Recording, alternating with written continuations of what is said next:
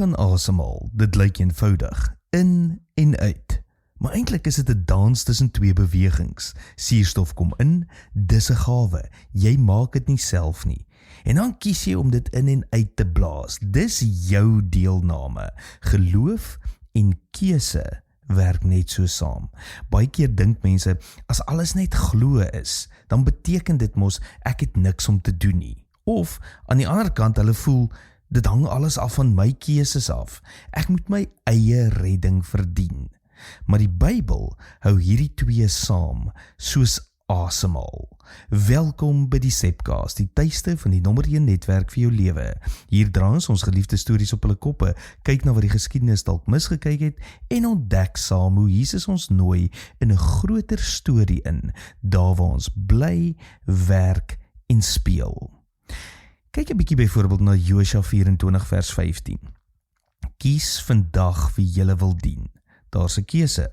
En tog sê Paulus in Efesiërs 2 vers 8 tot 9, uit genade is julle gered deur geloof. En dit nie uit julle self nie, dit is 'n gawe van God. So dit lyk vir my geloof en keuse loop hand aan hand.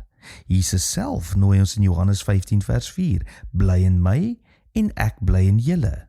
Hy sê nie, ek doen alles, jy sit net agteroor nie. Hy sê ook nie, dis jou las alleen nie. Hy sê, bly in my, kies dit, leef daarin. Hierdie is die ritme van die Christelike geloof. Geloof is die suurstof. Keuse is om asem te haal. Geloof dek die tafel. Keuse is om aan te sit en saam te eet. En dis juis wat ons in SA gemeente as die nommer 1 netwerk vir jou lewe wil beliggaam. Ons wil nie mense leer dat geloof of wetties is of goedkoop genade is nie. Ons wil ruimtes bou waar mense leer om die ritme te leef. Asem in, asem uit. Geloof deur genade, ontvang, keuses maak, dag vir dag, elke dag.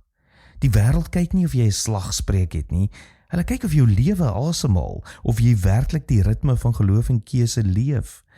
So vra ek vandag vir jou, waar het jy dalk jou asem opgehou? Waar ontvang jy geloof deur genade? Maar weier is dit, om keuses te maak? Of waar hardloop jy jouself dood, omdat jy probeer om dit te doen sonder asem te leef? Onthou wat Paulus sê in Filippense 2 vers 12 tot 13, werk julle eie heil uit met vrees en bewing, want dit is God wat in julle werk om te wil, sowel as om te werk. Dis die ritme, sy genade, jou keuse, sy werk, jou deelname, dis hoe die wêreld transformasie sien, lewens wat asemhaal, nie net glo 'n mens sal asem nie. So neem 'n diep asemteug vandag, en onthou, geloof deur genade kom in, jou keuse gaan uit, en saam vorm dit die lewe van Christus in jou. Tot môre, mooi loop.